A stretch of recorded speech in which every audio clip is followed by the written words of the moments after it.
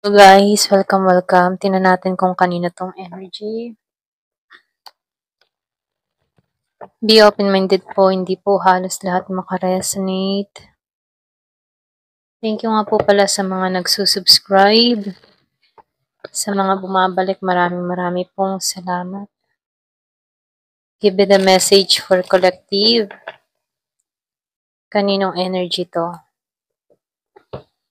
Give it a message for collective. Kaninong energy to?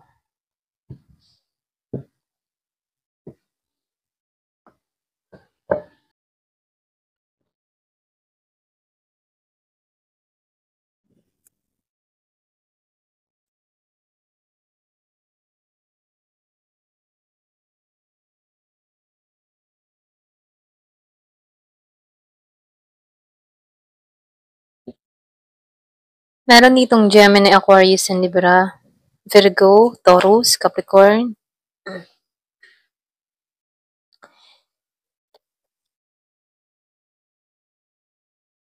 Meron Sagittarius.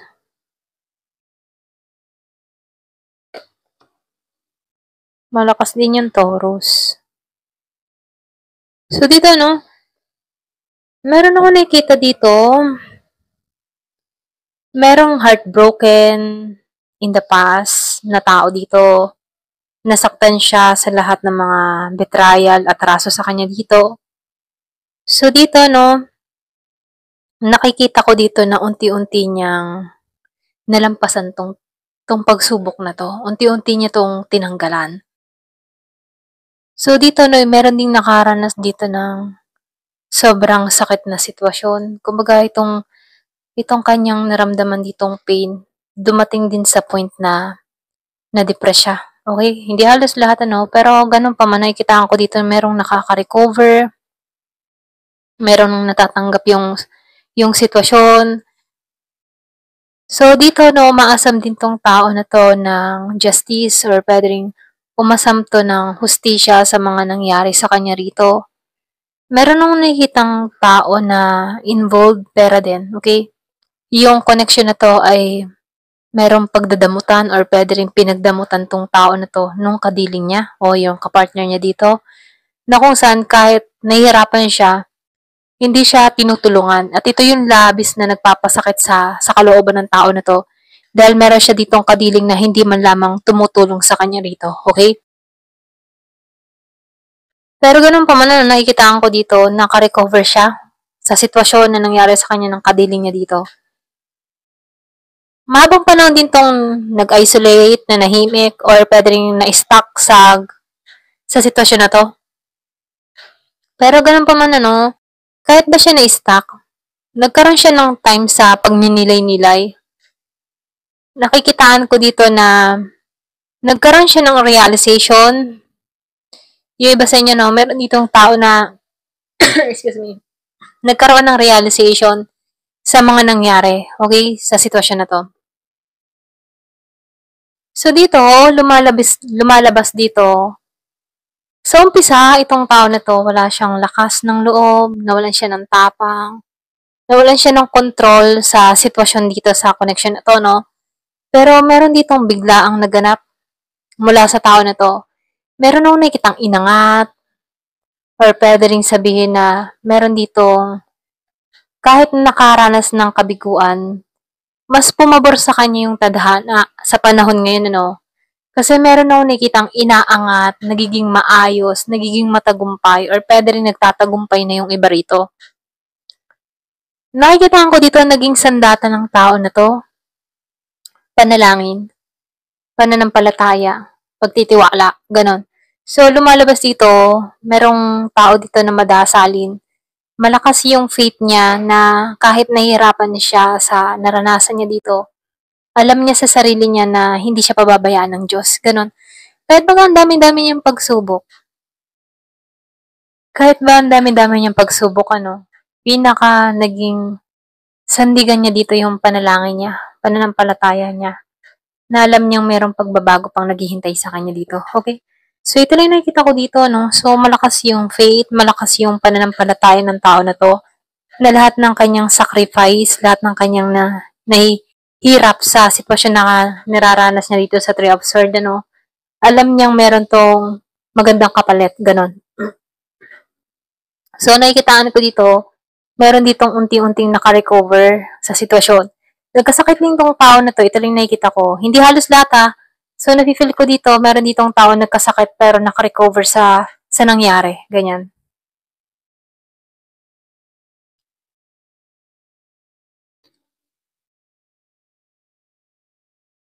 So, yung bang tipong meron ditong umasam ng justice, pwedeng nung panahong nasasaktan siya, no? Nagbigkas to or pwede rin sabihin na nalangin to na gusto niya magkaroon ng hustisya sa ginawa sa kanya. So, dito, ano, nakikitaan ko dito, nagaganap. Kumbaga, meron ka ditong kadiling na sobrang confident siya sa kanyang sarili. Okay? Meron, charming din to. Kaya lang, dinadaan niya yung charm niya para makuha yung loob ng mga tao sa paligid niya. Okay? So, halimbawa, meron siyang interest na tao, ginagamit niya yung charm niya. Ganon. Meron nung nakikitang Aries, Leo, Sagittarius, meron din Virgo, Capricorn, Taurus. Likas siya sa ganon, ano, magaling siya sa, pwede rin sabihin, yung ba tipo na, mabulaklak ang dila, alam mo yun?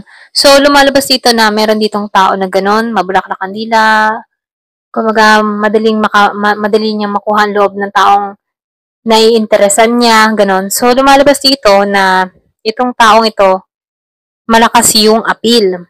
Kung meron kang kadiling na ganito, no? Kaya lang dito, no, pagdating sa pera, hindi siya magaling humawak ng pera. Nafe-feel ko dito na mahilig to sa mga material na bagay, okay? So, ito lang nakikita ko, pwedeng materialistic, or pwede rin ginusto ko ng tao nito dahil sa material na kaya mong ibigay sa kanya. Mga ganun, no? Very young energy, magkaiba kayo ng disposition sa buhay or magkaiba kayo ng layunin sa buhay, ganun. So, dito hindi to masaya sa nangyayari, ano? Iba naman sa inyo, um, mali yung, ano mo, mali yung pagkakakilala mo sa kanya, okay? Na kung saan nakala mo, okay siya, yung pala hindi, okay? Parang nagkaroon ka ng pagkakamali dito sa tao na to or nagkamali ka ng pag-uusig sa taong ito. Ito na nafe-feel ko. Kasi dito, ano, kaya ka nagkamali, nafe-feel ko dito na dahil merong mga nangyari sa inyo, away, gulo, okay? Or pwede rin sabihin dahil dito, doon mo nakita yung totoong ugali nito. Doon sa mga away, gulo, lumabas unti-unti yung ugali ng tao na to, okay? Mga dito, no? Sa umpisa, nakikitaan ko dito na mali yung husga mo dahil unti-unti mo na nakikita yung totoong ugali ng tao na to. Madalas mo makita yung 10-10. Iba sa inyo 10-10, angel number 10-10. Meron itong pahiwatig sa'yo, okay? So, nakikitaan ko dito, no? Hanggang ngayon, magkaaway pa rin kayo ng tao na to. Walang imikan, walang pansinan, deadmaan pa rin kayo. Pero andun pa rin yung bigat ng responsibilidad. Para bang iniwan ka nito sa ere na punong-puno ng responsibilidad. Obligasyon yan. Punong-puno ng obligasyon, sa'yo inatang lahat. Lahat-lahat. Ganon. Okay? So, ito rin na-feel ko dito. Iniwan ko sa ere, nagkaroon ng away, then exit na siya. Ganon. Kumbaga, yung gulo na nangyari sa inyo, yun yung paraan niya para mag-exit. Okay? So, may nag-exit dito or meron ditong lumayo or tumakas sa mga nangyari o sa obligasyon na iniwan ng tao na to. Ito rin nakikita ko na meron ditong tumakas, lumayo, dahil alam niyang marami siyang obligasyon na kakaharapin sa taong ito. Kumbaga, nagkaroon siya ng tiyempo dahil sa away gulo na nangyari sa kanila. Okay? Para bang nagkaroon siya ng dahilan para tanggalan tong tao na to. Okay? So, dito, nakikitaan ko dito na dumating din sa point na itong tao mo, no, sarado yung isip. Iba yung mindset niya. Alam mo yun, kapag may mga gulo problema, exit na siya, layo na siya, takot siya sa problema. Hindi niya alam kung paano ayusin yung problema. Ito na yung nakikita ko, no. Pwedeng nagkahulihan dito, meron nagkabukingan. So, doon sa pagkakabukingan dito, gulo na nangyari sa Five of Wands, nakikitaan ko dito, yun yung time niya na kailangan na mag-exit, kailangan na dumayo, kailangan niyan tanggalan to dahil sa gulong nangyaring ito. Okay? Pwede rin sabihin, hindi lang ikaw yung kadiling ng tao na to, or meron tong mga kausapan na nagkakabukingan na. Okay? Ayan, ito lang nakikita ko dito. So, tingnan natin dito sa card na to.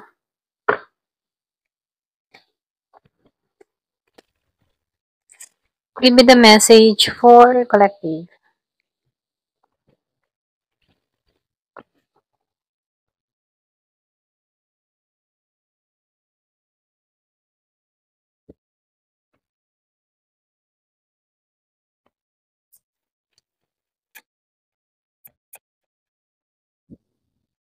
Ma-pride. Merong ma-ego. Matigas ang ulo. Merong mas. Hindi nagpakatotoo. So, meron tong, yung sinabi ko nga kanina, tumakas. Meron ditong leave behind. Umalis ng walang paalam. So, pwede rin tinakasan na. Yung meron dito ako nakikitang away, gulo na nangyari, or pwede na sa problema, no? So, itong taon ito, once na nahuhuli, tumatakas na. Ayan. Umalis siya ng walang closure, yung iba sa inyo.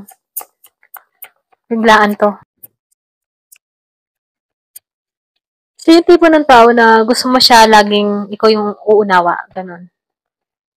Pwedeng napagod ka na rin. Pero pinagpapantasyahan ka pa rin nito, no? Nandun pa rin yung pagpapantasya niya. Inimagine ka nito. Kaya lang nagkahulihan eh. Ayan. Merong nahuli. So, deception, may pandarayang ginawa, may panliloko, may pagsisinungaling. Hindi naging tapat sa sitwasyon. Magaling tong na-tricks ka nito. Ito lang nakikita ko na meron ditong ng daya ng loko. Baga, napadala ka, yung nadala ka sa ipinakita ng tao nito na kung saan hindi totoo. Okay? Hindi siya naging patas. Kumbaga, yung alam mo yung tipo na, for example, alam niyang mahal na mahal mo siya. So, ginawa niya yun para lalo kang makontrol niya. So, yung matipong tinik advantage niya, yung feelings mo, ganon. Ito lang nafe-feel ko. Pero meron siyang mga kasinungalingan na ginawa dito sa elusive.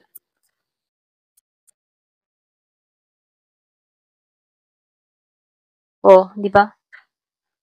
Malibog to. Ayan. May sexual energy. Forbidden. Meron ditong forbidden love. Pwede nga iba sa inyo napunta ka sa committed na. Nagpanggap siya single, ganon. Pero meron ng kinakasama. So, nakikitaan ko dito, madali kang nahulog yung loob mo dito sa tao na to. Pwedeng ikaw ginawa kang third party nito. Ayan, pasensya no, nasasamid ako. Ginawa kang third party nito or pwede rin merong involved na third party dito. Okay? So, dito, open your heart. Pwede rin meron ditong papasok. Bago, na pag-ibig. Kasi sinasabihan ka dito, kahit napagloko or nasaktan ka dito, wag mo pa rin saraduhan yung puso mo. Okay? Sa bagong darating. Clarity. Meron dito magtatapat. Pwedeng yung isa, meron ditong magbabalik. Pwedeng magtatapat na to. Sa ikalawang pagkakataon, magiging patas na siya dito. Meron ditong lilinisin yung mga ginawa niyang dumi. Okay? Baga maglilinis siya ng mga atraso. So, devoted to. Okay? Pwedeng alam niya na yung mga pagkakamali niya. Ngayon, sa ikalawang pagkakataon, devoted na siya.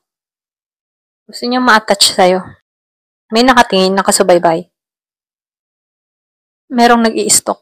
Ako nakikita. Gusto ng tao nito na, alam mo yung tipong magbukas pa rin yung puso mo sa kanya. Okay? Kahit meron siya mga nagawang pagkakamali. Gusto niya na bigyan mo siya ng chance. Ganun. Okay? Ito lang nakikita ko. Ayan. Thank you for watching. Love and peace.